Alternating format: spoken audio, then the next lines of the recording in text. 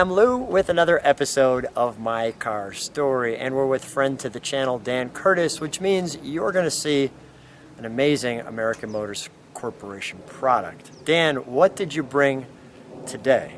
Well, Lou, today we have my 1970 Trans Am Javelin. It's one of 100 that were made. Less than 50 are known to still exist.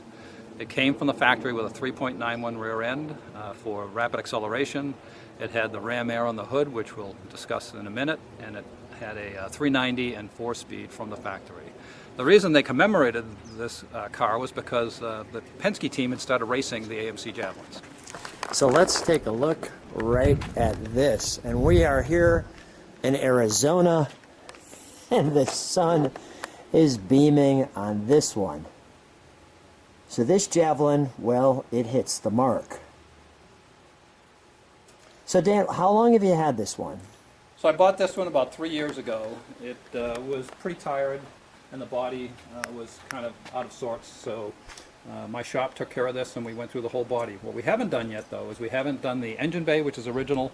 We haven't done the interior under the carpet, which is all original paint, and the underside of the car is all original paint as well. Let's take a look at the hood. Tell me about this hood scoop. So notice right here these two snorkels. This is 470 only. This is the only way you could get this. This is called the Ram Air hood, and the air would come in through here the faster you went, and it would push it down into the carburetor, which enabled American Motors to get 325 horsepower out of this engine compared to the 1969 and 1968, which had 315 horsepower. Very nice. Let's take a look. So this one here, Lou, has what we call the Group 19 Performance Package. So it has a Holley carburetor, an R4B, which stood for Rambler 4-barrel intake manifold. It's got tubular headers on it, exhaust headers, and the Holley is a 650 CFM carb, and so CFM stands for cubic feet per minute. And the actual Group 19 carb that you could get from American Motors was actually a 950 3-barrel, which was way too much carburation for this. I recently swapped this down to the 650, and the difference in performance was remarkable. Really? People seem to think that the bigger the carb, the more power you get, but you reach a point where the engine can't handle any more of the capacity from the carburetor, so it'll actually make it feel less performance-oriented or more doggy, as we call it. So when I put this carburetor on it, it's now matched to the engine's capability, and it woke this thing up. I can't wait for the ride in this to share us what waking up seems like. And if you've ever taken a ride with Dan and I, check out the Rambler Scrambler or the Hearst Scrambler, or just punch in My Car Story with Lou AMC Scrambler. And the one car we have 4th gear rubber that I think you'll enjoy. So notice the paint on this, particularly over here. This is an original 1970 vintage engine. I didn't own this car since it was new, so I can't attest to whether it's the original one or not, but that's an original 1970 vintage engine that has not been restored in this car. So it's the same engine with the car? Correct. And then it's the Edelbrock, that's what they put in there correctly, correct? Yeah, R4B. You can see if you shoot it from this angle, right behind the power brake booster hose, it says R4B right in front of Edelbrock, and that stands for Rambler 4-barrel. It's a terrific intake manifold for up to 5,500 to 6,000 RPM. It's got huge intake plenums, and so it really makes this thing snap. And with that 3.91 rear end, this car really jumps. And if people like AMC products, I'm going to put in the description of the video how you can get a hold of Dan. Let's shut that hood and show them what the side of this looks like. So let me show you the side of this car. And Dan, we're going to show the side of this car, then we'll come back and we'll open the hood, and we'll start it. We don't even need to open the hood. We'll start it, we'll get the exhaust note. So you notice the stance on this car, Lou. One of the things we did was I had new springs made for the back because they all get saggy over time, and I had to make heavy-duty springs, and the springs had too much arch in them, so we put lowering blocks in the back. And then to make the front settle down to look consistent with that great stance it has, we took a half of a coil out of the coil springs in the front, and it sits just great. It sits just like it did in 1970. So Dan, let's start it up. We'll step on the brakes for a moment. There's your taillights. Let me let you enjoy this idle.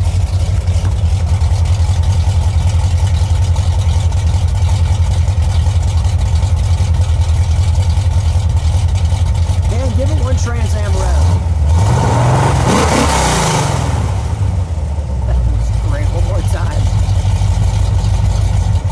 time.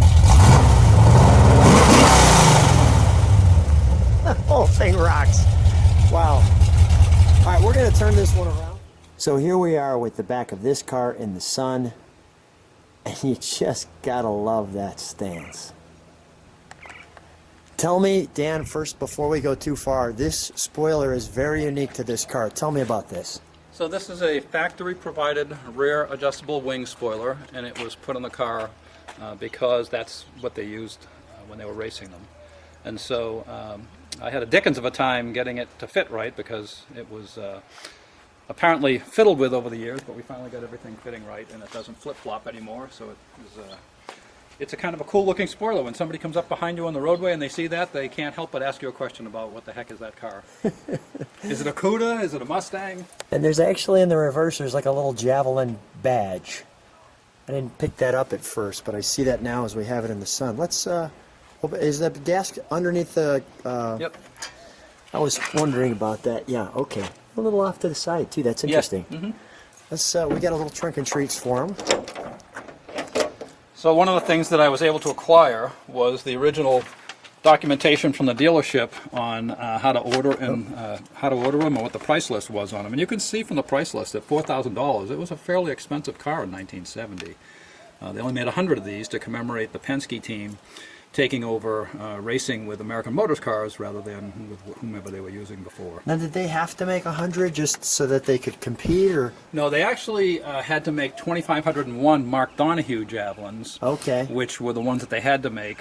It's kind of interesting. AMC got spanked for trying to use this to homologate, while the other car companies actually just lied about it. AMC actually was forced to do the other cars. So this is not actually the homologation, but it is a car that they made to honor the fact that they started racing. And they came in second in the 1970 series. Their first year out with the Trans Am Javelin, racing a Javelin, they came in second in the Trans Am series. This is a cool piece. Highlights of the Trans Am racing. I'm going to let you open that. We'll keep it right there in the sun. So this is like a document that I picked up, and it actually describes all the Trans Am racing activity and how these cars were involved in it. And you can see the one on the top left, right here, that's a Trans Am Javelin. I can't see if that's number 6 or number 3, but one of the more famous ones that Mark Donahue raced was the number 6 car. And they came in second in their first Trans Am series for American Motors. They came in second. That is really good. I'm keeping it going slow enough so people can read this if they'd like, because you don't see this at all, let alone every day. Let's flip the page there. We'll show them everything in this document. So there's number 4. You can see the rear spoiler on that. They were actually racing it with that spoiler. And there's the team that was servicing it. And American Motors made a lot. They've had commercials and all kinds of stuff. They made a lot of hay on this. Move your thumb just down a little bit. Let's turn it just a little more this way. There we go. So this way you could pause on that and read that. Okay, let's go to the next page. Test drive your Javelin. So this is prior to 1970. They didn't come out with the commemorative model until 1970. And so I actually have one of those red, white, and blue jackets. Nice. As any loyal AMC owner would have. True AMC person. All right, let's flip to the very last page. American Motors. That is So in 1970, they changed this script. So this is new in 1970. They had a different script for the American Motors emblems back then. Okay, I'm going to go right through this way and show the side of the car. We'll have you close that trunk. So let me just show, before you open it all the way, let me show the door handle, because that's pretty cool. As you open the door, it's got this neat piece here, so it flips right back in to give it that streamlined look. Then you have this venting up here in the door. So that's called the flow-through ventilation, and there are actually little flappers on the bottom of the door armrest so that the air can be circulating inside the car. AMC had some pretty innovative things back in the day. Tell me about these stickers, because I'm sure these are important. So that sticker is September 1969. So even though this is a 1970 model car, they actually made these Trans Am Javelins at the beginning of the 1970 model year. So that authenticates the car in part. And then when you look at the door tag, down below you'll see 00 in the paint code, and that signifies that it's a non-standard paint code. So what's unclear to me, even though I've restored 2 of them, is whether this came down the line in white and then they did the red and the blue, or whether it came down the line as a red car that they did the white and the blue. However, when we restored this car, we did not paint over all of the interior overspray, nor did we paint over the colors on the bottom of the car. So the outside paint is redone, but everything else, interior paint underneath the carpet and the underside of the car is the way it came from AMC. Your door lock, your mirror, your door handle, the correct amount of pedals. Let me show you the overall dash. And we can move to the inside. Nice back seating, nice window back there. You have, were those speakers, were those? I don't have rear speakers in it, but yes, you could have the provision to have rear speakers. And you've got the lights. I in listen the to back. the music of the exhaust system. Yeah, no, that's going to be the answer here. So let's dive in and see what we have. We have the Weather Eye. None of these cars came with air conditioning, so you had four window air conditioning. That's what you ended up with.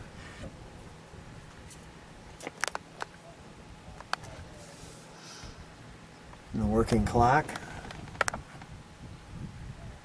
So in 1970, they switched to a black-faced speedometer and tachometer, and this one has the 1970. Now these cars came factory with a 391 rear end, and so you can zip right up to 100 miles an hour really fast, but once you get a lot past that, it kind of runs out of breath because a 391 rear end is a very short rear end.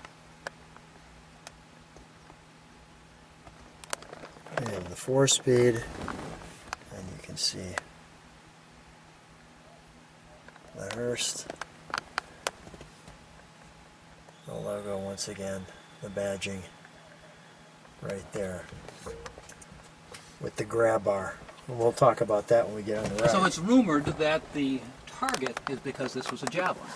And if you think about what you did in the old days, and the Romans and stuff with Javelins, they would throw them at targets. Ah. So the bullseye on this is alleged to be with regard to the fact that it was a Javelin with a target. Got it. That makes perfect sense. So the armrest is connected to the driver's seat. I think it's actually a separate Is unit it? that's in between the two. Yeah. Okay, all right. Now that you say it, yeah, I see that. We've separated it, as you can see. Ah, very nice. Very nice. And in 1970, AMC changed the 390, gave it more horsepower, so they added a different emblem. The emblems used to be on the rear quarter for the engine designation, and now they have the new 390 emblem on the front, which is kind of amusing because some people think it has the checkered look of the Chevy emblems. I see that. You can see the checkers under there.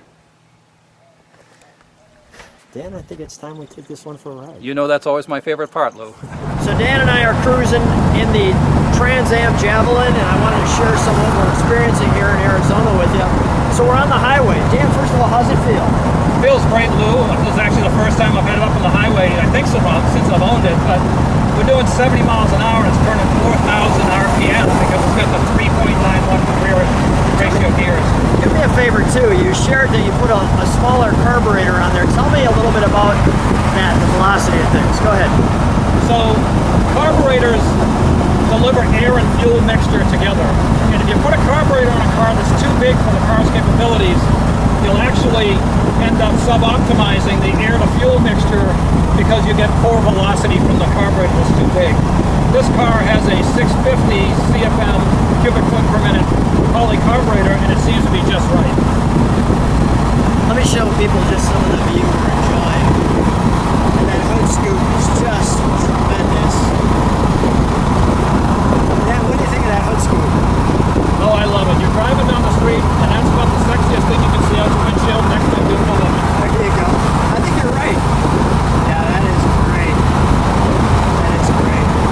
Beautiful scenery. We wanted to take you along on this ride and just let you take some of that in.